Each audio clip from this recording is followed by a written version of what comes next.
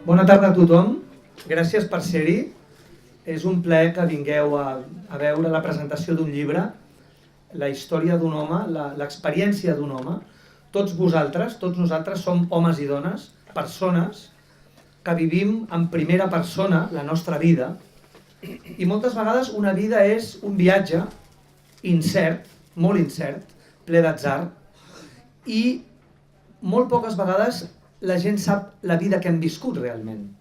La pot saber la nostra parella, que de vegades no és que ho sàpiga molt, la pot saber algun fill, de vegades tampoc molt, algun amic, però tots nosaltres transitem per la vida, per l'existència, amb una certa solitud al damunt.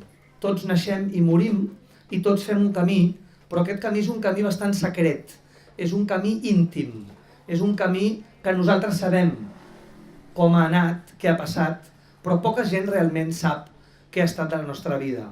Avui ens convoca aquí un home que ha viscut una vida com tots nosaltres, ell la seva, tots vivim la nostra. D'alguna manera ens ha volgut passar la torxa, el relleu de la seva experiència amb aquella idea, una idea per cert molt clàssica, de que una vida són totes les vides, de que la història d'un home és la història d'una humanitat sencera. El doctor Rubió, amb aquest llibre, ens parla de viaranys, de laberints plens de dolor. Hi ha molt dolor a totes les vides, també a la vida del doctor Rubió, però en definitiva el gran missatge d'aquest llibre és que el dolor, a part de fer-nos patir, pot ser un camí fantàstic d'aprenentatge. Per mi és un plaer haver editat aquest llibre a Seurat Edicions, jo soc l'editor, ha estat un plaer treballar el llibre del doctor Rubió, perquè és un llibre que feia molts anys vol dir molts anys, vol dir moltes dècades, que el doctor el volia fer, el volia tancar, el volia acabar, i finalment en aquest 2019, en aquesta primavera del 2019, en un dia tan bonic com avui, veu la llum i es fa públic. Avui ens acompanya una persona que fa molts anys que el coneix, molts anys vol dir un quart de segle, vol dir 25 anys. Ell és el doctor, també és metge, el doctor Amadeu Calvo. Ell és el director del Centre d'Especialitats Mèdiques Naiade. Naiade és una figura mitològica grega, ella ens ho explicará. Yo en lo personal solamente puedo decir que nuestra amistad se ha cimentado en la confianza, en el respeto mutuo y por mi parte en la admiración hacia él. En lo profesional, yo no sé si tengo que decir muchas cosas, dado que aquí toda la gente, todos los pacientes que están, o las personas que están aquí, pues lo conocen sobradamente. Pero yo personalmente me siento muy satisfecho de contar con él desde hace 25 años allí en la clínica. Para mí es un gran respiro, porque puedo decir a veces, digo, bueno, este paciente no sé qué hacer, no sé por dónde cogerlo, y la verdad es que digo, pues para el doctor Rubió, ¿no?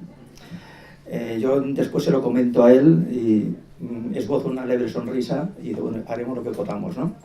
Por tanto, para mí, pues bien. Yo pienso que en lo profesional él se basa sobre todo en la honestidad, en su entrega al paciente y, bueno, es altruista y desinteresado, ¿no? Y sobre todo vocacional. Tan vocacionales que ha habido algunos pacientes que no han podido ser tratados en la clínica por razones X, ¿no? Y él no ha tenido inconveniente en ir a su casa a atenderlos. O sea, la verdad es que eso que yo sepa no lo hace nadie, solamente él. Aquesta unió, aquesta cosmovisió, aquesta visió holística de cos i ment, com es porta a la pràctica? Què és la sofrologia, doctor? Bé, agrair-los tal com s'ha fet la seva presència aquí. La pregunta sobre què és la sofrologia, molt breument, és una escola científica, és una ciència que s'ocupa de la consciència humana i en particular de la consciència humana en harmonia, quan les coses van bé. Essent la consciència l'organització del nostre ésser, la sofrologia proposa un estudi científic de la consciència i al mateix temps una manera de modificar la consciència quan les coses no van molt bé. I si la persona s'entrena de forma disciplinada, constant, tots els dies, és possible que dels 3 estats de consciència possibles, com possibilitats existencials que tenim els éssers humans, la possibilitat de viure tota la nostra vida en una consciència dita ordinària, normal entre cometes, perquè si no la consciència sofrònica seria anormal, o bé la possibilitat que tenim de caure en la malaltia mental. Amb l'entrenament sofrològic tenim la possibilitat de conquerir una consciència extraordinària que ens permet trobar-nos més bé, ser més íntims amb nosaltres mateixos a través d'una pràctica, d'una disciplina existencial, d'uns entrenaments que han de durar tota la vida. I això és el més difícil. Per tant, la praxis de l'entrenament sofrològic no és gens de fàcil. I el que jo, als pacients que venen a mi, el primer que els dic que han d'entrenar tots els dies, i la major part de les vegades, molts em diuen he entrenat molt bé els 15 primers dies, he entrenat molt bé els 2 primers anys, però ara no entrenen. I si no s'entrena, és molt probable que es tiri enrere. Per tant, la sofrologia és un estudi de la consciència humana, especialment la consciència humana en harmonia, en la possibilitat de conquerir una consciència extraordinària, i és un entrenament de la personalitat.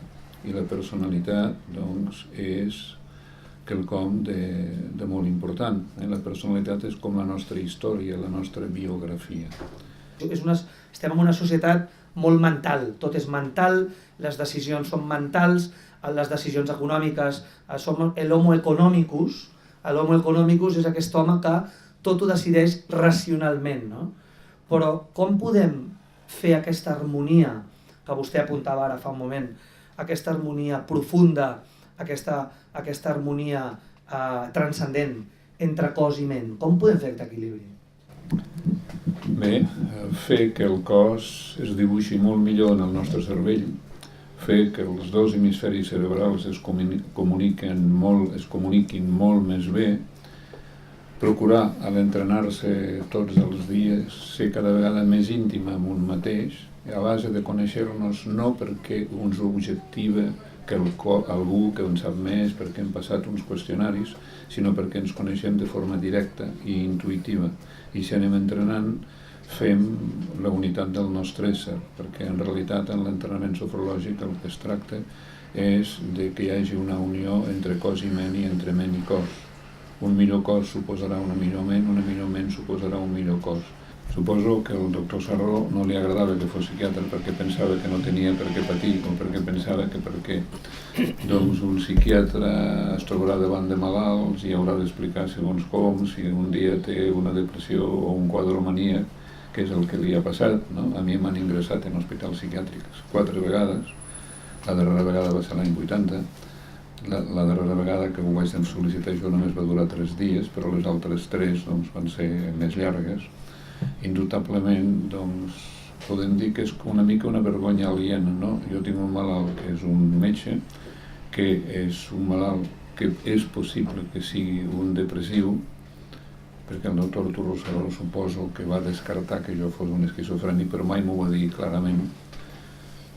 Però el tractament que em donava no era per esquizofrènics, era per depressius. Doncs això vol dir que ell va interpretar això, però va pensar que jo patiria molt si fos psiquiatre. Jo, en canvi, era de l'opinió contrària, i la prova és que soc psiquiatre i no li vaig seguir les seves recomanacions. I una altra cosa que puc dir entre parèntesis és que sempre que m'ha tractat un psiquiatre he anat malament. Quan m'he tractat jo mateix he anat molt més bé. Perquè al final sempre he decidit que jo seria el meu propi psiquiatre, que per això vaig decidir ser metge, perquè vocació mèdica no crec que la tingués. D'alguna manera, quan jo vaig dir que volia ser metge, tothom es va quedar bocabadoc. A casa meva, els meus companys del col·legi menor Sant Anastasi de Lleida, quan feien preuniversitari, que un dia doncs, vaig anunciar, tothom deia, què faràs, feia preuniversitari. I el dia de Sant Josep de l'any corresponent, que hauria de ser l'any 62, 1962, vaig dir seré metge, i tothom va dir, què? Però un dels grans tabús d'aquesta societat occidental, presumptament avançada, presumptament idíl·lica i estratosfèrica, és el tabú a les malalties mentals i aquesta cosa de dir ho vivim en silenci, no ho podem dir perquè escolti'm, el meu fill està boig, la meva dona està boja, el meu cosí està boig i de seguida diem està boig. Per tant, què ens passa, doctor? Que tenim aquesta mena de no acceptació de les coses. Evidentment, cada vegada que no acceptem una cosa, estem evitant solucionar-la o estem evitant posar-li cura o remei. La millor manera per començar a millorar és acceptar. Acceptació és el primer moment, el primer estadi. Per tant, doctor, aquest tabú a la malaltia mental, en aquest segle XXI presumptament tan avançat, per què continua tan fort? Doncs clar i català, perquè la malaltia mental fa molta por. Com que fa molta por, ningú la vol tenir, i si no se'n parla, o si no s'insulta, no? Perquè la paraula boig, que era una paraula que científicament volia dir algú que ha perdut la raó o algú que s'ha sortit de la realitat o algú que se sent profundament vigilat o totes les formes que hi pot haver de malaltia mental fan por. I si es diu tu estàs boig és com dir-li tu no pertanys a nosaltres que estem molt sants, no? De la mateixa manera que fa por la mort, que no es parla gaire de la mort. És un altre tabú.